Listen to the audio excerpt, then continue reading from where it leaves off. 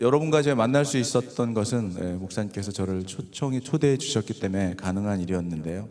이 시간을 통해서 정말 참여하신 분들도 경험하시고 집에서 영상을 보신 분들은 어떻게 느끼셨는지 모르겠지만 이 자리에 함께 하셨던 분들은 정말 성령 충만함을 하나님께서 허락해 주신 것에 대하여 정말 감사를 드립니다.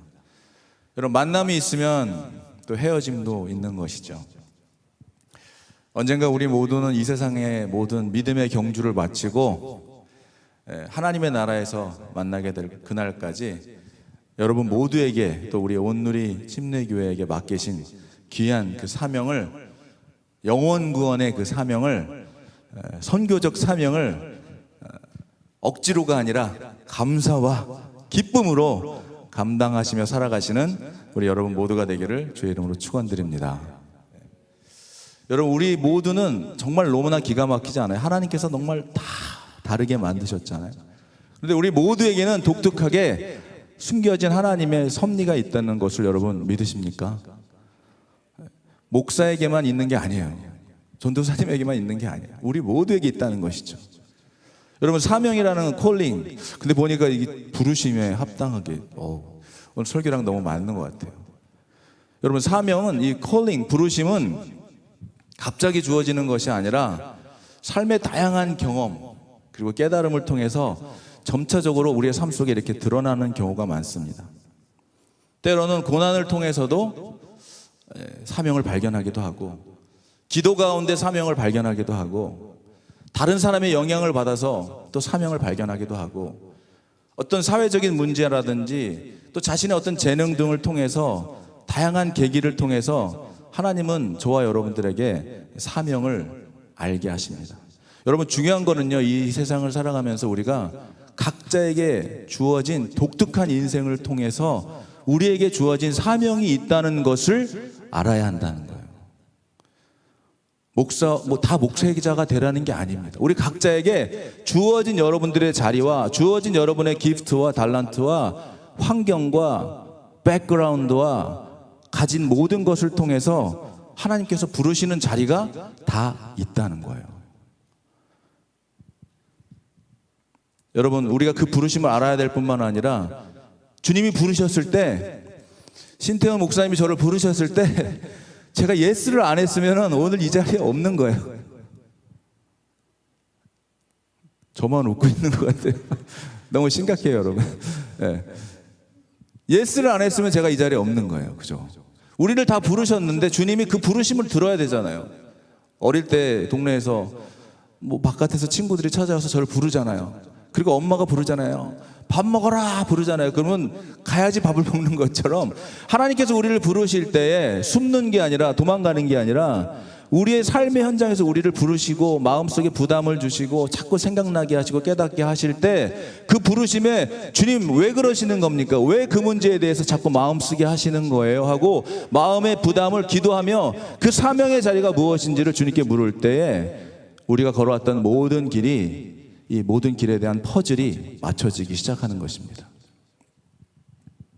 여러분, 하나님이 우리들을 위한 이 땅에 보내신 하나님의 뜻, 그리고 하나님이 이루시기 원하는 그 하나님의 그 광대하신 계획을, 그것을 아는 것이 너무나 중요한 거예요. 여러분, 그렇지 않으면은 살아가다 보면 많은 것을 이루고 높은 자리에 올라가고 얻은 것과 쌓아놓은 것 아무리 많아도 여전히 마음은 empty한 거예요. 여러분, 하나님이 우리를 그렇게 만드셨어요. 우리는 자기만을 위해 살아갈 때 기쁜 게 아니라 누군가를 위해 살아갈 때 기쁘게 만드셨어요. 여러분, 자신을 위해서 기쁜 거 아무리 해보세요. 아마존에서 맨날 쇼핑 다 해보세요. 기쁜 거 오래가지 않습니다. 자기만을 위한 삶은 결코 오래가지 않아요. 그 기쁨은. 아버지의 마음, 하나님 아버지의 마음을 알고 그 하나님의 기쁨이 되는 삶을 살아갈 때 세상에서는 경험하지 못하는 놀라운 그 경험을, 기쁨의 경험을 하나님의 말씀대로 살아갈 때 얻게 되는 것이죠. 여러분, 이 땅에 우연으로 태어난 사람은 한 사람도 없습니다. 하나님께서는 저와 여러분들의 삶에 특별한 목적과 계획을 가지고 있다는 것을 믿으시기를 바랍니다.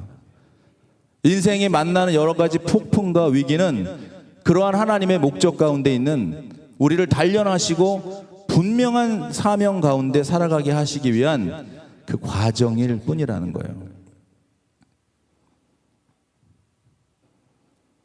어떤 목사님께서 이제 은퇴를 하시고 몸이 너무 약해지셔가지고 근데 확인을 해보니까 이제 암인 거예요. 그래서 이제 생명이 얼마 남지가 않은 거예요. 근데 이 목사님이 계속 기도하면서 마음에 들은 생각이 있는 거예요. 그래서 마지막으로 자기가 후배 목사들에게 이 얘기를 꼭 해주고 싶다 하면서 말씀하신 게 뭐였냐면, 여러분 목사님이잖아요. 얼마나 하나님 말씀 전하고 전도하고 선교 다니고 살았겠어요. 그런데 목사님이 이제 마지막 생명을 거두는 얼마 남지 않고 막 기도하는데 그 마음이 들더라는 거예요. 그 마음이. 네가 지금까지 네 일 했지 내 일 했냐. 여러분 목사님으로 살았지만도 하나님의 일을 하겠다고 하면서 내 일을 할 수가 있는 거예요. 여러분 이게 무슨 얘기입니까? 그러면서 그 목사님께서는 그래도 하나님께 회개하며, 우리 하나님께서 우리에게 회개할 것을 깨닫게 해주신다는 것은 우리를 멸망으로 이끄시는 하나님이 아니라 회개하고 우리를 생명 가운데 나아가게 하신 하나님이심을 깨닫기를 바랍니다. 여러분 회개할 것이 생각나는 것은 기쁜 일이에요. 돌아설 일을 알게 됐다는 것은 기쁜 일이에요. 단지 돌아서지 않는 게 문제인 거죠. 하나님께 회개하고 돌아와서 그분의 임재 가운데 살아가는 자에게는 하나님의 그 나타나심은 어김없이 찾아오는 새벽빛 같은 것이고 때에 맞게 내리는 늦은 비와 같은 것임을 믿으시기 바랍니다. 여러분 우리에게 맡겨진 여러 가지의 다양한 기프트와 다양한 삶의 경험들과 여러분 한 사람 한 사람에게 가지고 있는 놀라운 것들이 있잖아요. 그것을 자기만을 위해서 살아가는 것은 하나님의 뜻이라고 생각할 수 없어요. 그렇게 주신 분은 반드시 하나님께서 그렇게 주신 이유가 있다는 것을 우리가 깨달아야 됩니다. 저는 한번 그런 생각을 하게 됐어요.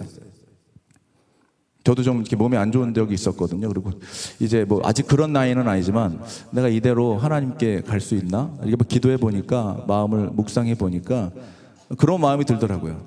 여러분 우리가 이 땅에서 삶을 마치고 하나님 앞에 서게 될 때 너 얼마나 큰 교회에 참석해다 왔니? 너 얼마나 그런 거 물으시겠어? 너 얼마나 많이 모았니? 너 얼마나 높은 자리에 올라갔니? 이런 거 물으시겠어요? 주님께서 내가 너에게 허락하신 그 모든 것을 통해서 넌 무엇을 했니라고 물으시지 않겠어요? 하나님 우리에게 허락하시는 것은 무엇을 위해서 이 땅에 살아가는지를 하나님의 말씀 안에서 깨닫는 것, 그것이 바로 콜링이죠. 여러분 요셉의 경우는 어땠습니까? 요셉은 형들에게 팔리고 나중에는 애굽의 국무총리가 됐지 않습니까? 여러분 근데 국무총리가 된 게 중요한 게 아니에요. 하나님의 섭리와 사명은 그렇게 하나님을 섬기고 형들에게 버림받고 그렇게 하나님 앞에 기도하고 살았더니 국무총리가 됐더라, 이게 아니에요. 국무총리가 뜻이 아닌 거예요. 그 자리에서 이스라엘 백성을 구원하기 위해서 쓰임 받았던 그 포지션으로 쓰임을 받은 것이지 국무총리가 된 것이 중요한 게 아니라는 것이죠. 마더 테레사도 가난하고 병든 사람들을 보면서 그들의 아픔에 공감했습니다. 타인의 필요를 발견하게 됐어요. 그래서 자기도 뭔가 해야 한다는 강한 사명감을 갖게 된 것이죠. 여러분 사무엘의 경우는 하나님의 음성을 들었죠. 여러분 우리도 기도를 통해서 말씀을 통해서 하나님의 음성을 듣고 그분이 나에게 주신 사명을 깨닫는 그런 순간이 올 수도 있습니다. 바울도 그랬고요. 또 디모데와 같은 경우를 보면은 바울의 제자로 부르심을 받았고 바울의 가르침과 영향 속에서 자신의 사명을 발견하기도 했습니다. 또 어떤 분들은 자신의 재능을 발견한 순간 이 재능과 열정을 발견하고 그것을 하나님의 일에 사용할 때 사명이 분명해질 수가 있다는 것이죠. 또 어떤 분들은 사회적인 불의를 목격하는 순간, 여러분 그 윌리엄 월포버스라고 하는 사람은 노예의 참혹함을 경험하고 나서 목격하고 나서 이를 폐지하는 것이 자신의 사명임을 깨달았던 사람이에요. 평생을 노예 폐지 운동에 바쳤던 사람입니다. 문제를 바라보고 그것을 해결하기 위해서 사명을 발견하기도 하는 것이죠. 베드로도 어땠습니까, 여러분? 3번 주님을 부인하고 깊은 회개 후에 그는 무엇을 경험했냐면 그렇게 예수를 부인하고 예수님의 완전히를 위해서 자기의 목숨까지 던질 것 같이 했던 베드로가 예수님을 3번 부인함에 예수님이 그를 향한 깊은 사랑과 용서를 경험합니다. 하나님의 깊은 사명과 용서함과 사랑을 경험한 베드로는 후에 성령 임한 이후에는 이제는 목숨을 불사르는 일에 자신을 그냥 전도의 일에 자신을 그냥 드리는 사명자가 되어버렸어요. 여러분, 바울도 그러지 않았습니까? 다메섹에서 만난 주님으로 인해서 오늘 그 이야기예요.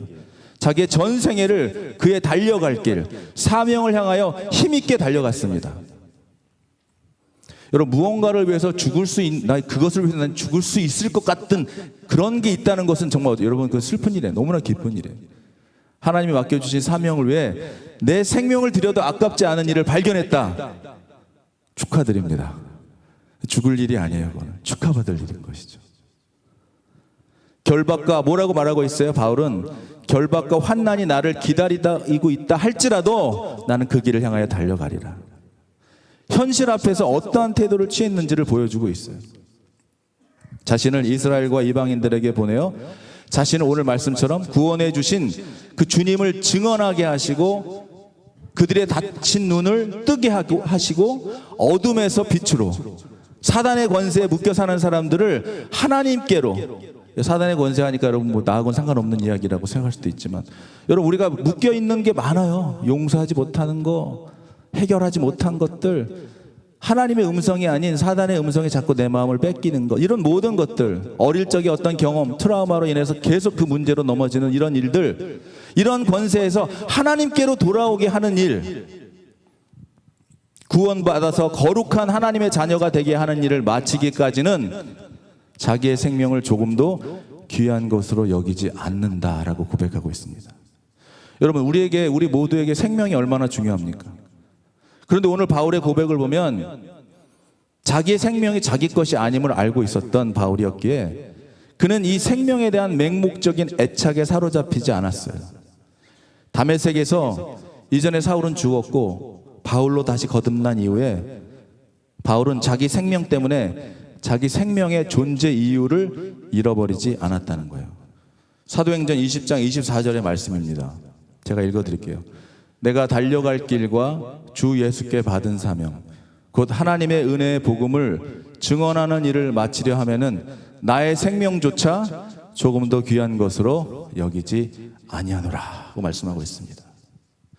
여러분, 바울은 자기의 생명에 관심을 두기보다는 자기가 존재하고 있는 그 거룩한 목적을 완성하려고 하는데 전심으로 마음을 쏟았다는 거예요. 그리고 바울에게 있어서는 죽느냐 사느냐 하는 것이 중요한 문제가 아니었어요. 오직 그가 살아있는 유일한 목적은 주께서 받은 사명, 곧 하나님의 은혜의 복음을 증거하는 일을 마치는 데 있었다는 것이죠. 무엇을 위해 살아가야 하는지, 나의 파이널 데스티네이션이 어디인지, 사랑하는 여러분에게도 이런 정말 동일한 은혜가 있게 되기를 주님의 이름으로 축원합니다. 여러분, 그러나 우리가 선행해야 될 게 뭐예요? 이 사로잡힌 하나님의 사명을 알아야 한다는 것이죠. 저는 그래서 지난 2024년을 지나가면서 가장 핫했던 찬양이 한 곡 있어요. 그러나 아직 발표된 적은 없는 찬양이 있습니다. 제가 이 사도행전 20장 24절 외우기 쉽죠, 여러분? 2024년을 기억하면 됩니다. 20장 24절. 그래서 2024년에 만들었는데 그래서 2024 사도행전 20장 24절이 바로 이 말씀이에요. 내가 달려갈 길과 주 예수께 받은 사명 곧 하나님의 은혜의 복음을 증언하는 일을 마치려 하면은 나의 생명도 조금도 귀한 것으로 여기지 않는다는 이 찬양을 제가 성경으로 말씀으로만 다른 어떤 거 사족 넣지 않고 그냥 오직 말씀으로만 해서 곡을 쓰면 좋겠다 해서 시작한 프로젝트 가운데 한 곡인데요. 아직 세상에는 발표되지 않은 미발표곡입니다. 오늘 정말 온누리 침례교회 여러분들에게 따끈따끈한 새 찬양을, 오늘 찬양팀이랑 잠깐 아까 연습을 해봤는데 너무 잘하는 거예요. 같이 앨범을 냈으면 참 좋겠다는 생각이 들 정도로 너무 잘하시더라고요. 그래서 오늘 이 찬양을 여러분들에게 전해드리길 원하는데요. 가사는 너무 쉽습니다. 가사는 사도행전 20장 24절의 말씀으로 곡을 쓴 그런 내용입니다. 우리 1절만 부르게 되면 여러분도 함께 하실 수 있을 것 같아요. 한번 같이 여러분과 함께 나의 달려갈 길이라는 찬양을 함께 하기를 원합니다.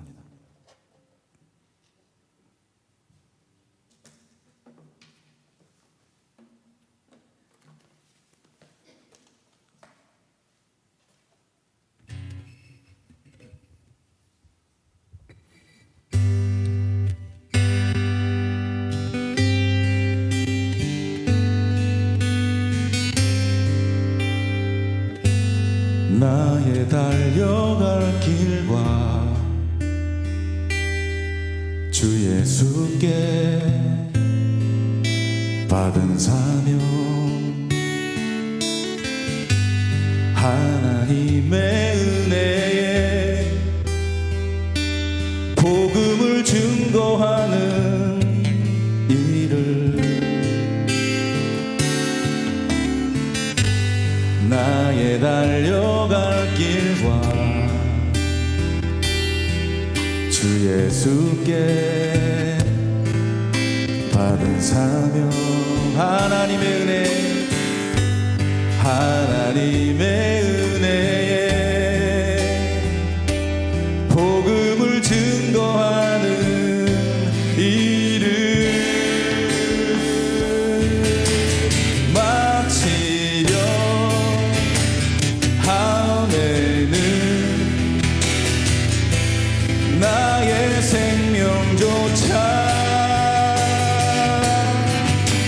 조금 더 귀한 것으로 여기지 아니하노라. 마치려 함에는 나의 생명조차 조금 더 귀한 것으로 여기지 아니하노라.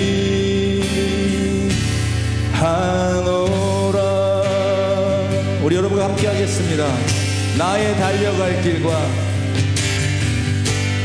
나의 달려갈 길과 주 예수께 받은 사명, 하나님의 은혜에 복음을 증거하는 일을, 나의 달려갈 길과 주 예수께 받은 사명, 하나님의 은혜에 복음을 증거하는 일을 마치려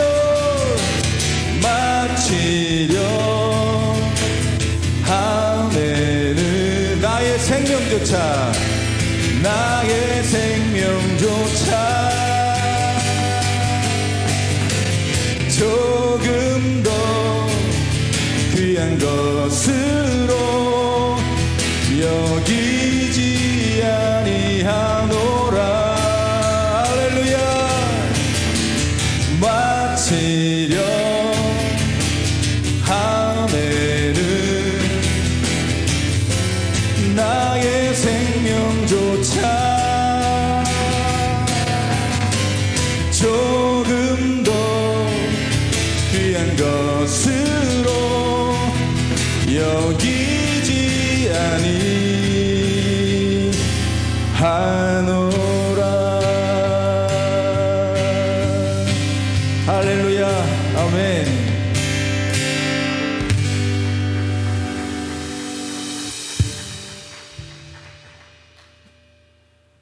여러분 마치 있었던 찬양 같지 않습니까? 너무 잘 해주셔서 감사드립니다. 여러분 이 찬양의 고백처럼 바울은 이 사명을 이루는 일을 마치려 하면은 자기의 생명도 조금 더 귀한 것으로 여기지 않는다고 이렇게 고백을 하고 있는 거예요. 자기 생명에 관심이 있는 것이 아니라 하나님이 나를 통하여, 우리를 통하여 이루실 그 사명을 위해서 살아갔던 그 고백을 하고 있는 것이죠. 로마서 14장 8절에도 이렇게 고백합니다. 우리가 살아도 주를 위하여 살고 죽어도 주를 위하여 죽나니 그러므로 사나 죽으나 우리가 주의 것이로다. 여러분, 빌립보서 1장 20절과 22절에도 이런 말씀을 하고 있어요. 나의 간절한 기대와 소망을 따라 아무 일에든지 부끄러워하지 아니하고 지금도 전과 같이 온전히 담대하게 살든지 죽든지 내 몸에서 그리스도가 존귀하게 되려 하나니 이는 내게 사는 것이 그리스도니 죽는 것도 유익함이라. 아멘. 사랑하는 여러분, 우리가 이곳에서 예배드리고 있는 이유가 무엇입니까? 우리가 이곳으로 인도하신 하나님, 여러분, 우리가 이렇게 생각할 수 있어요. 어떤 분들은 예수를 믿고 교회 다니는 이유가 천국 가고 자식들 잘 되고 좋은 데 가고 막 이런 생각할 수 있잖아요. 여러분, 근데 가만히 생각해 보세요. 우리가 하나님의 자녀가 되잖아요. 하나님의 자녀가 되면은 하나님이 계신 그곳 천국에 가는 것은 결과로 이루어지는 것이지 그게 우리의 목적이 아니에요. 우리가 하나님의 자녀가 되면 천국을 가는 거예요. 그것이 우리가 예수를 믿는 이유가 아니라 결과가 되는 것이죠. 여러분, 저는 그래서 이렇게 말합니다. 우리가 뭐 세상에는 이상한 말이 많아요. 그죠? 뭐 먹고 죽은 귀신이 때깔도 좋다 뭐 이런 이상한 이야기들도 되게 많잖아요. 먹어야 산다 뭐 이런 얘기하죠. 먹기 위해 산다 이러잖아요. 저는 다르게 얘기하고 있어요. 여러분, 우리는 먹기 위해 사는 게 아니라 우리는 살기 위해서 먹는 게 아니에요. 우리는 사명을 위해서 사는 자들이야. 예수님을 구주로 영접하는 순간 이제는 내가 산 것이 아니고 내 안에 그리스도께서 사는 사람이 된 그 이후에 우리의 삶은 이제 내 것이 아니라 하나님의 것이라면 이제는 우리는 먹기 위해 사는 자가 아니라 사명을 위해서 사는 자들이죠. 그러니까 저 오늘 여러분들에게 묻는 거예요. 여러분, 각자의 하나님께서 주신 사명이 무엇입니까? 여러분, 그 사명이 여러분들이 오늘 살아가는 이유가 되는 것이죠. 제가 도미니카 선교 갈 때 어떤 그 실버 그룹 은퇴하신 분들과 한 다 60, 70대, 80대까지 되시는 분과 도미니카 선교를 갔는데요. 깜짝 놀랐어요. 마지막 날. 전 전혀 몰랐거든요. 그 40명 같이 선교 간 그룹 중에 두 분이 계셨는데 여자분이, 여자는 위대하다. 그 생각을 해요. 여자는 강하다. 어머니는 강하다. 그 두 분이, 한 분은 말기암 환자였습니다. 말기암 환자. 그리고 또 한 분은 암 수술을 22번 하신 분이었어요. 근데 전혀 몰랐어요. 그런 분일지. 그 그룹 중에 가장 왕성했고 가장 활발했고 활동적이었던 분이었어요. 그러면서 그분이 뭐라고 얘기하시냐면 이렇게 얘기하더라고요. 저희는 오늘만 살아요. 오늘만. 왜냐하면 내일이 없다는 거예요. 여러분, 우리는 내일이 있다고 생각하고 살잖아요. 20년도 살고 30년도 살 거라고 생각하잖아요. 이분들은 그냥 나는 이제 오늘만 산다. 내일 어떤 일이 생길지 모른다 생각하니까 하루하루가 아까운 거예요. 그러니까 자기의 남은 삶을 뭔가 선한 일을 하기 위해서 그 몸으로, 우리는 알지 못하는 그 몸으로 거기까지 오는 거예요. 그런데 막 아파서 죽을 것 같이 이렇게 온 게 아니에요. 너무나 막 신난 기쁨이에요. 그래서 저는 그런 생각했어요. 야, 사명에 뛰어들고 하나님이 기뻐하시는 일에 참여하니까 하나님이 생명도 연장시켜 주나 보다. 뭐 이런 생각이 들더라고요. 그 일을 마쳐야 되니까. 여러분, 우리가 인생에서 하나님이 주신 사명을 발견하지 못하고 무엇을 위해 살아가야 하는지 목적과 방향을 찾지 못할 때 우리는 인생을 방황하게 되고 허비하게 되고 그냥 무의미한 인생을 살게 될 때가 많아요. 여러분, 그래서 우리가 아무리 많은 것을 가졌다고 해도, 많은 것을 잃었다고 해도 결국 우리들의 삶의 기쁨과 행복은 거기서 오는 게 아닌 걸 보게 됩니다. 여러분, 우리의 사명도 목적도 우리의 존재의 이유도 그곳에 있지 않는다면 결국 우리는 썩어질 것을 위해 살아가는 삶밖에 안 되는 것이죠. 저는 그래서 여러분의 사명의 자리를 발견하는 그런 삶을 살게 되기를 축복하는 것입니다. 우리의 마지막 날을 생각할 때 여러분, 우리가 오늘 그동안 살아왔던 나의 모든 삶이 결국 어디로 속해져 있는지를 발견하게 된다면, 그 마지막 퍼즐을 보게 된다면 여러분의 인생은 빛날 것이에요. 여러분, 정말 저는 오늘 제가 이 사명의 자리로 돌아서게 된 그 이야기를 잠깐 나누려고 하는데요. 저는 그동안 계속 이야기해왔지만 저는 음악을 하며 살았던 사람이었고, 음악을 하면서 사람들에게 사랑도 받고 제 인정도 받았던 사람이었기 때문에 그것이 저의 삶의 목적인 줄 알았어요. 여러분, 근데 지금 발견한 건 뭐냐면, 하나님께서 저에게 음악이란 기프트를 준 것은 그냥 하나님의 나라를 위한 나에게 있는 그냥 툴이에요. 툴이었어요. 그러니까 복음을 전하기 위해서 음악이라는 툴을 주신 거예요, 저에게.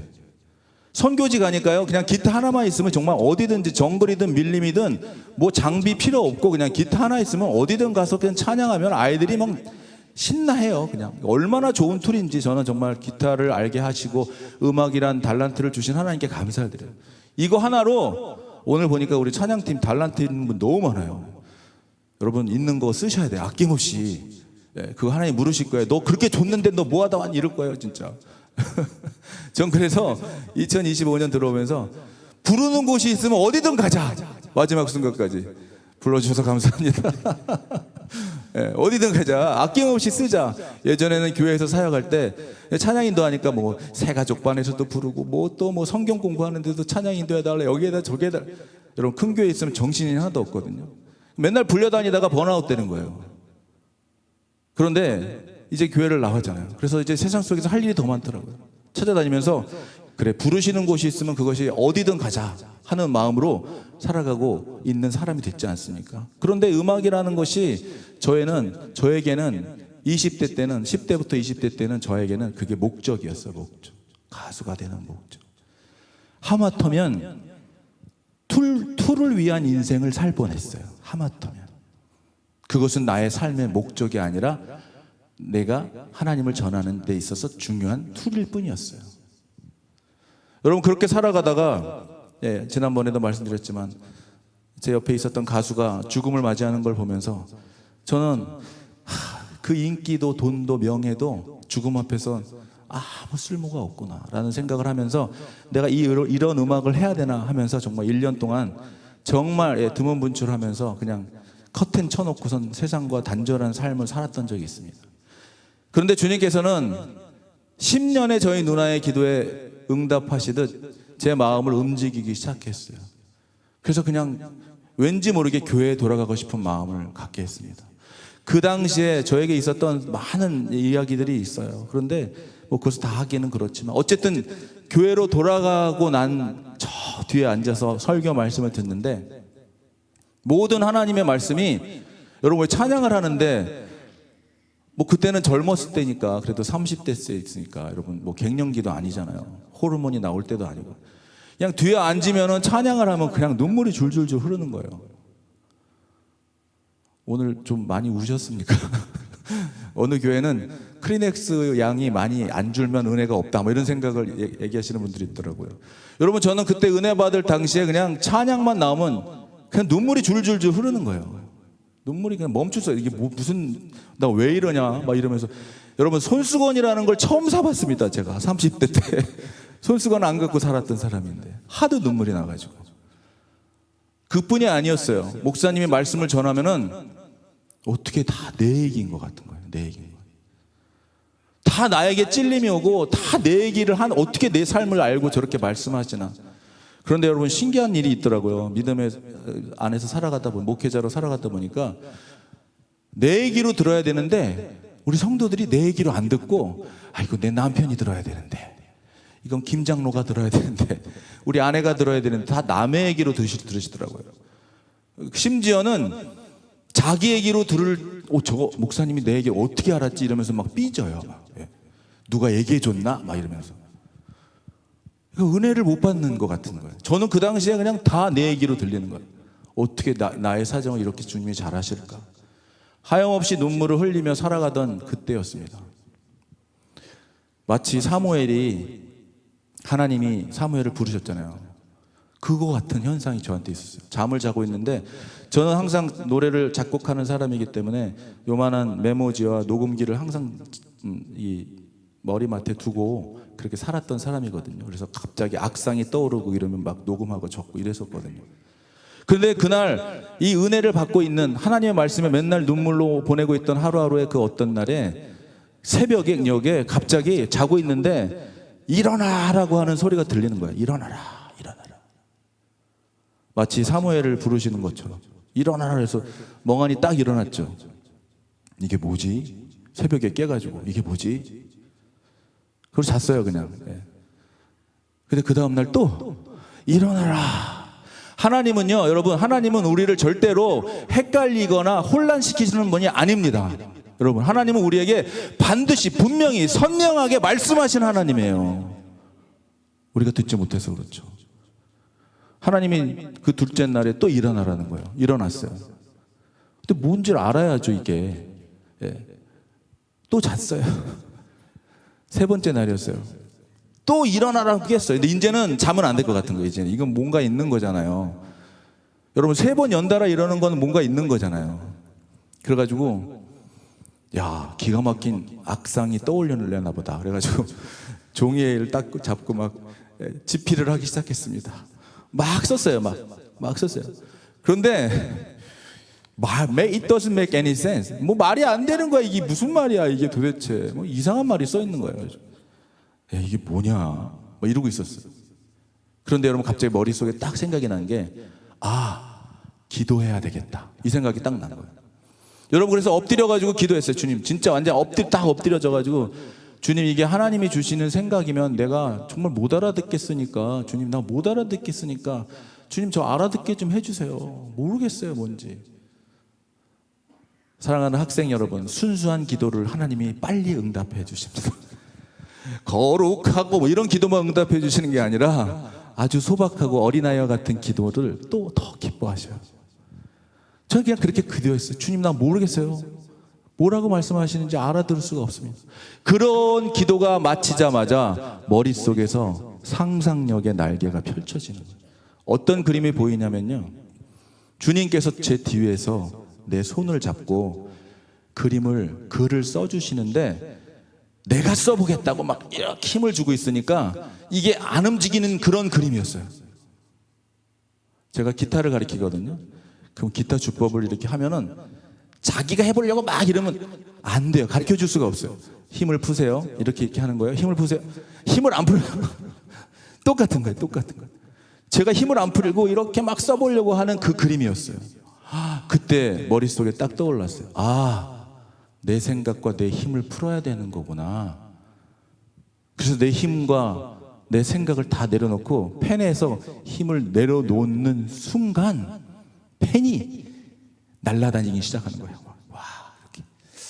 이런 과격한 표정을 쓸 때 제 얼굴이 웃기다고 우리 아내가 좀 여보 침착하게 말하라 그러는데 제 얼굴이 좀 이상해져도 이해해 주시기 바랍니다. 막 쓰기 시작했어요. 그런데 딱 쓰고 나니까, 여러분, 다 쓰고 나니까 야, 이거 노래가 되는 거예요. 노래가. 그래가지고 기타를 딱 잡았어요. 기타를 딱 잡고 이거 너무나 멋있는 노래인데, 그리고 딱 노래를 만드는 순간, 여러분, 제가 그거를 다 곡을 썼잖아요. 그러면 가사를 썼잖아요. 그러면 제가 그 가사가 무슨 뜻인지 알고 쓴 게 아니었다는 거예요. 가사를 부르면서, 멜로디를 부르면서 이 노래가 나의 이야기라는 걸 알게 됐어요. 하나님께서 마이 스토리를, 정확하게 따지면 히스 스토리죠. 우리를 통한 하나님이 쓰시는 거니까 내 이야기를 하나님이 하시고 계시는 거였어요. 저는 이 노래를 그냥 즉흥해서 만들면서 그냥 하염없이 눈물이 나더라고요. 하염없이. 주님이 어떻게 내 이야기를, 내 손을 통해 내 이야기를 쓰게 하시나. 내용은 그런 거였습니다. 어두웠던 내 삶 속에 빛으로 내게 다가와 캄캄했던 내 마음 환하게 밝혀주시네. 내 눈의 창 열어주시니 세상이 너무 예쁘네. 제가 은혜 가운데 살아갈 때 세상이 너무 예뻤어요. 모든 사람이 다 아름다워 보였어요. 그런 내용이에요. 성령의 숨결 내게 불어주시니 하나님의 말씀이 주님의 음성이 내게 들리네 나를 깨우네. 여기까지 내 이야기고요. 후렴이 하나님이 이제 나에게 하시는 말씀이었어요. 이제 그만 일어나라고, 긴 잠에서 깨어나라고, 이제 내게 돌아오라 하시네. 힘들었던 모든 지난 일들은 이제 내려놓으라 하시고 나를 그의 품에, 나를 주님의 품에 안아주시네. 그러면서 주님이 이렇게 말씀하시는 거예요. 왜 나를 보지 못했느냐고, 왜 나를 듣지 못했느냐고, 이젠 나만 바라보라 하시네. 그래 아버지의 마음을 말씀해. 내 사랑은, 내가 기대하는 것은 바로 너다. 너가 대단해서가 아니고, 너가 성공해서가 아니고, 네가 위대해서가 아니고, 나는 그냥 너를 사랑한다. 여러분, 이 노래를 만들게 하면서 주님은 이 찬양을 전하게 하셨어요. 참 신기한 거는요, 나중에 영어 부분을 만들긴 했지만은 제가 나약 신학교 다닐 때 이 찬양을, 우리 작곡가 그 클래스 때 이 찬양을 불렀거든요. 그때 만들어가지고. 그런데 우리 그 미국 교수님이 한국말인데, 그때는 영어로 안 만들고 한국말만 만들었을 텐데, 이 노래를 듣고 그 교수님이 막 우는 거예요. 그러면서 무슨 뜻인지 알겠다는 거예요. 무슨 뜻인지.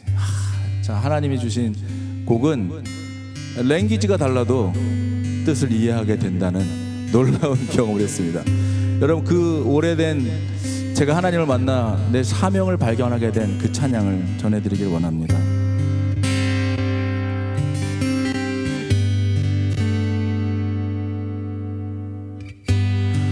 어두웠던 내 삶 속에 빛으로 내게 다가와 캄캄했던 내 마음 환하게 밝혀주셨네.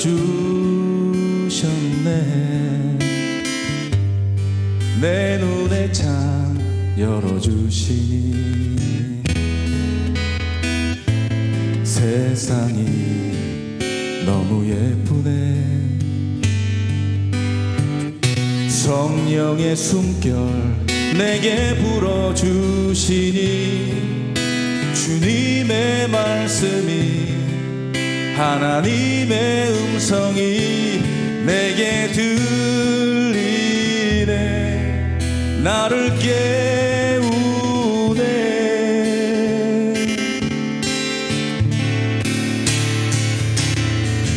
이제 그만 일어나라고, 긴 잠에서 깨어나라고, 이제 내게 돌아오라 하시네. 힘들었던 지난 일들을 모두 내려놓으라 하시고 나를 주의 품에 안아주시네. 왜 나를 보지 못했느냐고, 왜 나를 듣지 못했느냐고, 이제 나만 바라보라 하시네.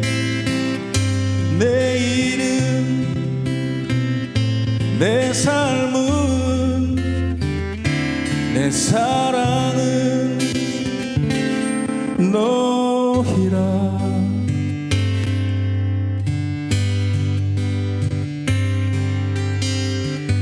All of my life was darkness. Amazing light came into my heart. There was much pain in my heart, but shining light made my life so bright. Opened my eyes, couldn't see before. So beautiful, there rejoiced my heart. Rest of the Holy Spirit breathe into my soul. Jesus, sweetest word, Jesus, sweetest voice, telling me this word that will lift me up.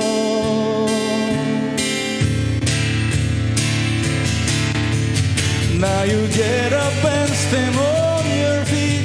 Now you wake out of your long deep sleep. Come back to me, I'll be here for you. I'll take away your sorrow, I'll take away your pain. I run to you, embrace you in my arms. I was there when you cannot see me, I called you when you cannot heal me. Come back to me, stay with me forever. For my joy, for my hope, for my love is you.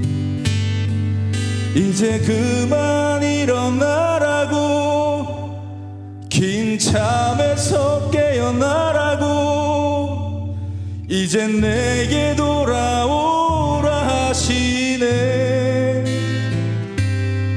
힘들었던 지난 일들을 모두 내려놓으라 하시고, 나를 주의 품에 안아주시네.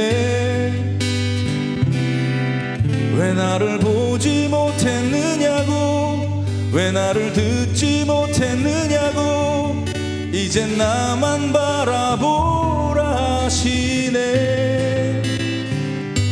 내 일은, 내 삶은, 내 사랑은 너희라.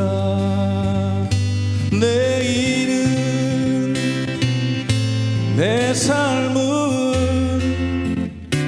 내 사랑은.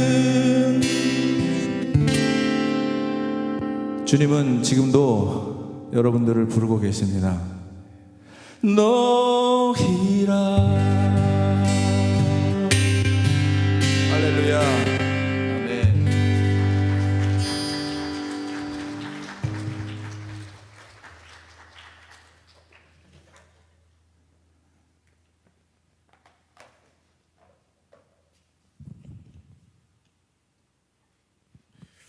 예, 이제 말씀을 마쳐야 되는데 제가 보니까 반밖에도 안 했네요. 그러나 여러분들이 이제 너무 걱정하지 마십시오. 점심시간을 늦게 할 마음은 없습니다. 제가 하나님의 이 찬양을 받고 지혜 이야기를 주시고, 이제 주님 30년 동안 제 뜻대로 살았으니까 이제 남은 인생은 하나님 뜻대로 살겠습니다 하고 기도하고 있었어요. 기도하고 있으면서 하나님께서 저를 서부로 인도하셨습니다. 서부의 아리조나의 광야란 광야를 운전하고 가는데요, 하나님 이제 남은 인생 어떻게 살아야 됩니까? 저 이제 하던 일 다 내려놨어요.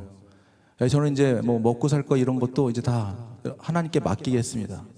이제 전부 다 내려놓고 하던 일 다 관두고 나는 이제 더 이상 내 뜻대로는 살지 않겠습니다. 하나님이 하라 하시면 하고, 하지 말라 그러면 있고, 이제 정말 내 뜻대로 살지 않겠습니다 하고, 제 통장에 딱 세 달째 렌트비밖에 없었어요. 그런데도 하나도 걱정이 안 되더라고요. 여러분, 3달치 렌트비로 1년을 살았습니다. 1년을 산 다음에 그 첫 해 되는 날에 주님께서 저에게 서부로 인도하시면서 저에게 정말 신비한 걸 경험케 하셨어요. 서부로 운전하고 가고 찬양을 틀어놓고 가고 있는데 대시보드에 환상이 보이는 거예요. 환상이 이렇게 운전을 이렇게 하고 가는데, 그 환상은 뭐였냐면요, 무슨 극장 같은 곳이었어요. 이렇게 사람들이 많이 모여있는 극장 같은 곳이었어요. 극장 같은 곳에서 막 사람들이 찬양을 하는데요, 회개하면서 하나님께 돌아가는 영혼들이 막 하늘로 이렇게 올라가는 그런 환상이었어요. 그러니까 찬양 가운데 회개할 때 구원받는 그런 느낌의 그런 상상력을 동원한 그런 그림이 펼쳐지는 거예요. 그래서 저는 이렇게 사막을 운전하고 가는데, 와 이게 뭐야, 와 이게 뭐야, 막 보이는 거, 그냥 눈에 가시적으로 이렇게 보인다기보다는 제 상상력으로 막 펼쳐지는 거예요. 그런 것들이 너무나 놀랐습니다. 그래서 이게 뭐냐, 이게 뭔가 너무 막 여러분 너무 홀리해지면은 막 이게 떨리잖아요. 두렵고 떨리는 막 차를 세워야 되는 건가, 계속 가야 되는 건가, 차를 쓰면 이 그림이 끊어질 것 같고 여기서 이 모드를 좀 체인지하면 이게 없어질 것 같고 막 그런 걸 때 있잖아요. 근데 운전은 계속 해야 되고 막 그 그림을 보고 가고 있는데 갑자기 제 마음에 네가 이 일을 하겠느냐, 오, 딱 이러시는 거예요. 여러분, 부르심, 콜링. 네가 이 일을 하겠느냐. 저는 그때요, 그 거룩한 그림을 보면서 나를 주님이 이 일을 시키신다고? 이 일을? 나를? 저는 너무나 감동이 되는 거예요. 어떻게 나 같은 사람에게 이런 일을, 네가 이 일을 하겠느냐. 여러분, 뭐가 보여지는 것도 아니잖아요. 제가 뭐 대기업의 뭐 사장이 되겠느냐 이런 거 아니잖아요. 근데 네가 이 일을 하겠느냐 그럴 때 막 너무나 막 감동이, 주님이 어떻게 나 같은 사람에게 이런 거룩한 일을 맡기신다. 제가 그때요 이렇게 운전하면서 눈물 막 펑펑 흘리면서 주님이 시켜주신다면, 주님이 부르신다면 제가 하겠습니다. 그러면서 엄청 눈물을 흘렸어요. 여러분, 저는 그 이후부터 저의 자라온 환경이 그 모든 것들이 제 사역에 그대로 반영돼서 쓰이고 있다는 것을 보게 됐습니다. 사랑을 받고 싶어서 음악을 했던 저였는데 하나님의 위대하고 거룩한 사랑을 받고 나니까요, 그 사역의 현장에서, 제가 돌아선 그 현장에서 이제는 사랑을 받고 싶어서 음악을 하는 사람이 되지 않고 하나님의 사랑을 주고 싶은 사람으로 변해버렸다는 거예요. 저에게는 놀라운 반전의 역사였습니다.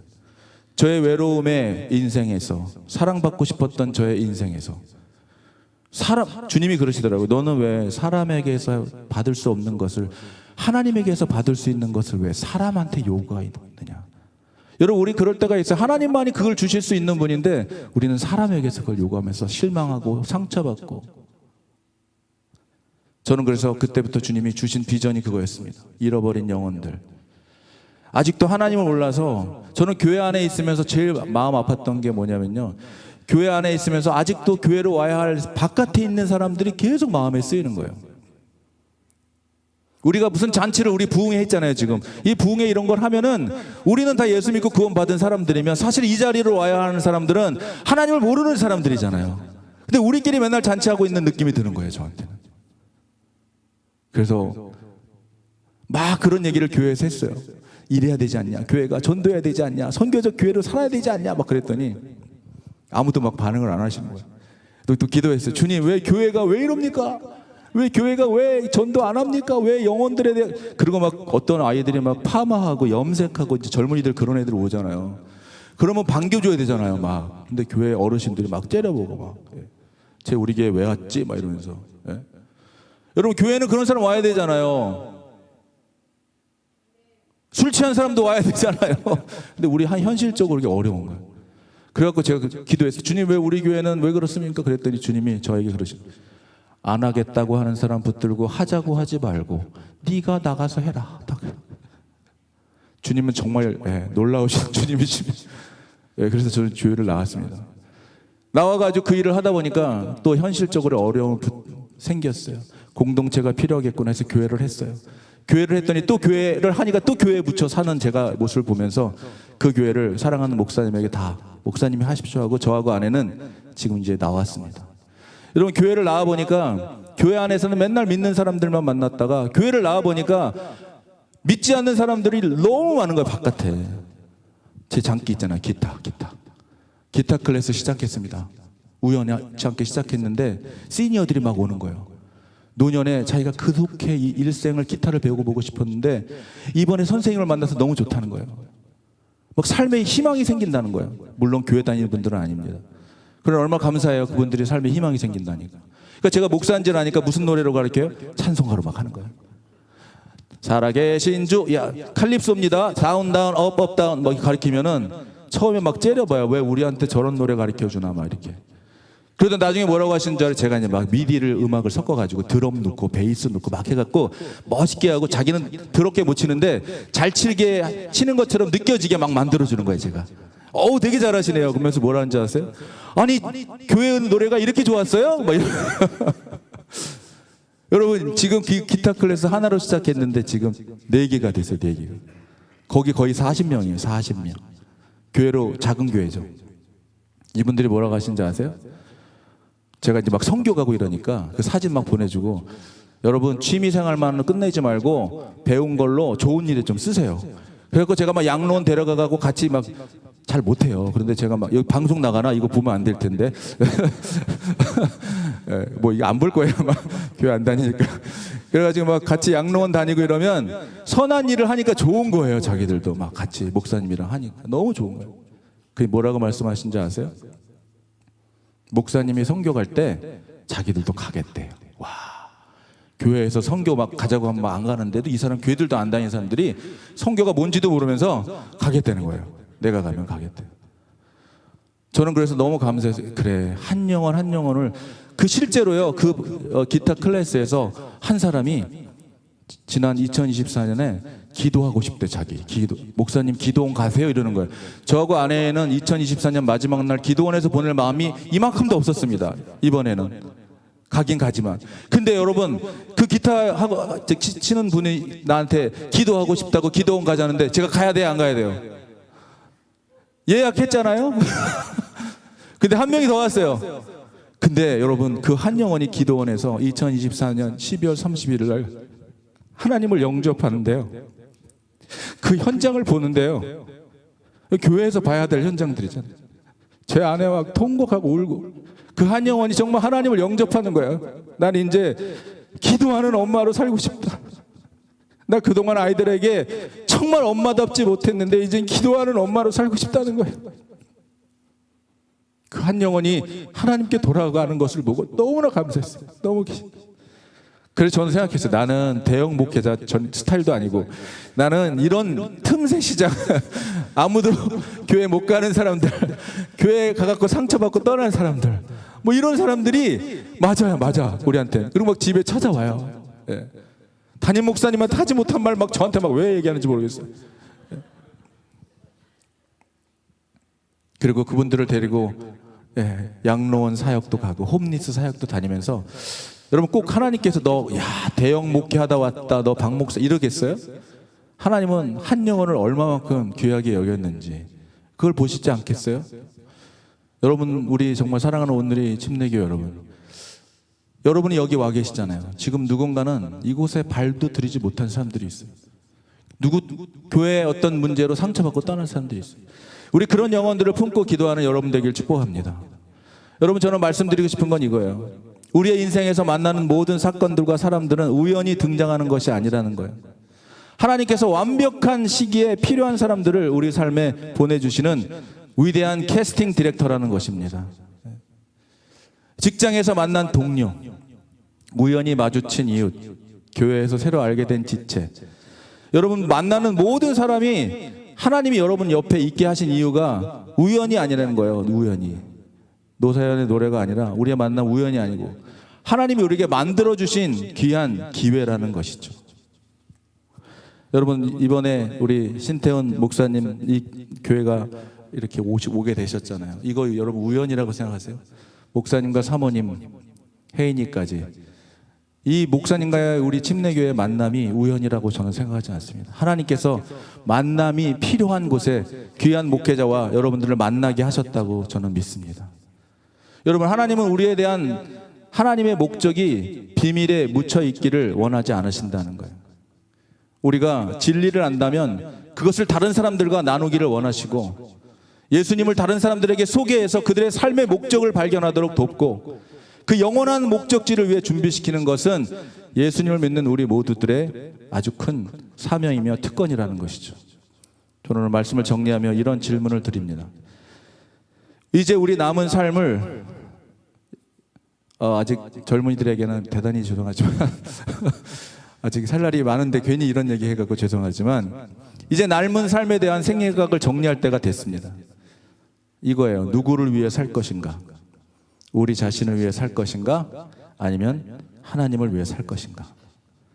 고린도후서 5장 15절에 이렇게 말씀하고 있습니다. 제가 읽어드리겠습니다. 그가 모든 사람을 대신하여 죽으심은 살아있는 자들로 하여금 다시는 그들 자신을 위하여 살지 않고 오직 그들을 대신하여 죽었다가 다시 살아나신 이를 위하여 살게 함이라. 아멘. 사랑하는 여러분, 여러분이 회개하고 돌아온 자리가 어디였습니까? 그 죄 많았던 나를 부르셔서 예수 그리스도의 보혈로 깨끗게 하셨던 그 은혜의 자리, 회개하고 돌아섰던 그 자리가 우리의 사명의 자리임을 알게 되시기를 축복합니다.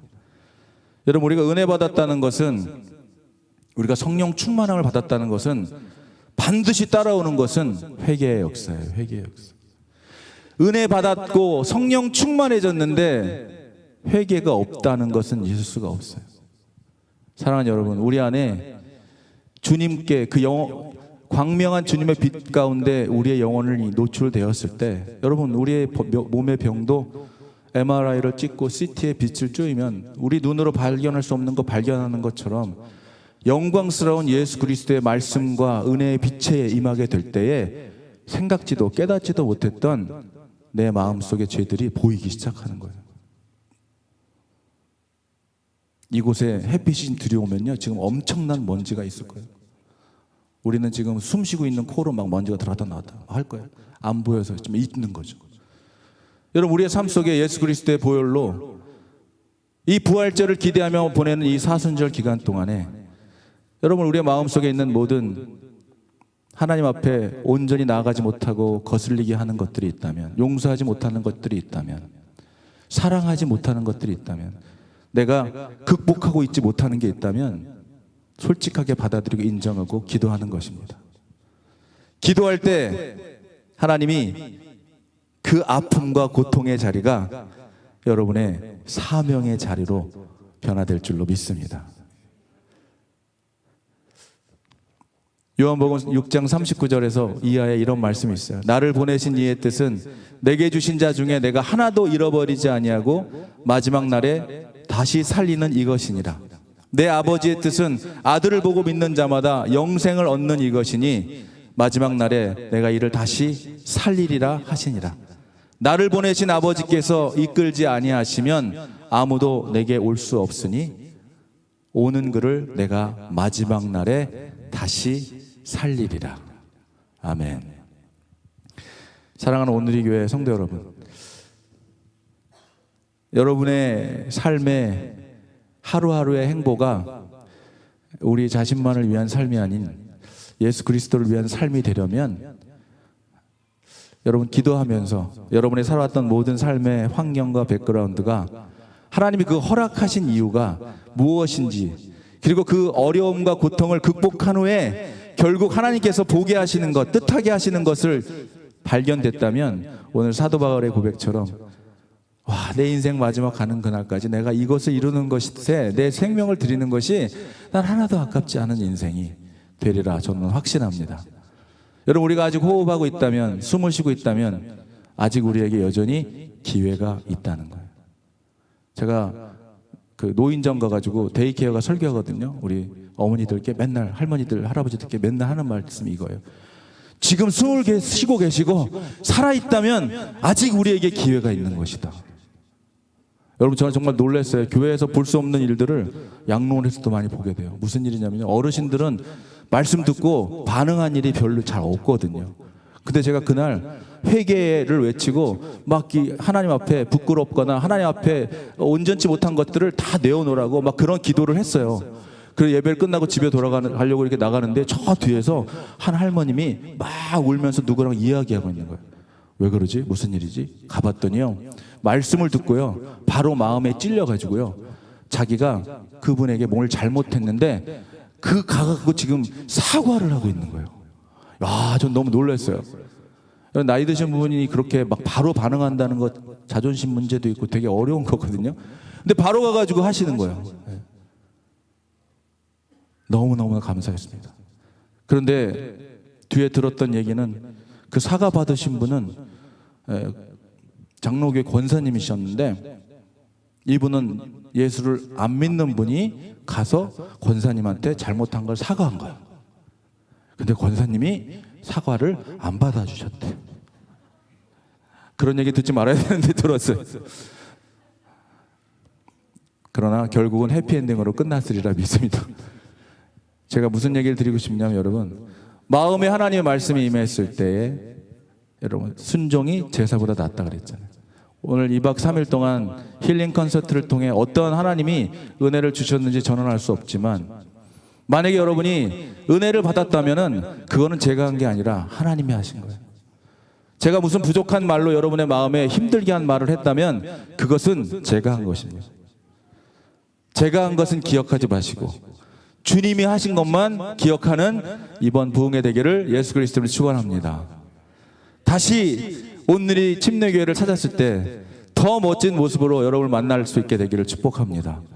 여러분 모두가 사명의 자리를 발견해서 정말 예수님께서 나를 보내신 분명한 뜻을 알았다. 내가 이 공부를 하고 내가 이 여기 지위까지 올라가고 내가 이런 삶을 살게 됐던 이 모든 것이 결국은 하나님이 이 일을 하게 하심이었다라는 것을 발견했습니다.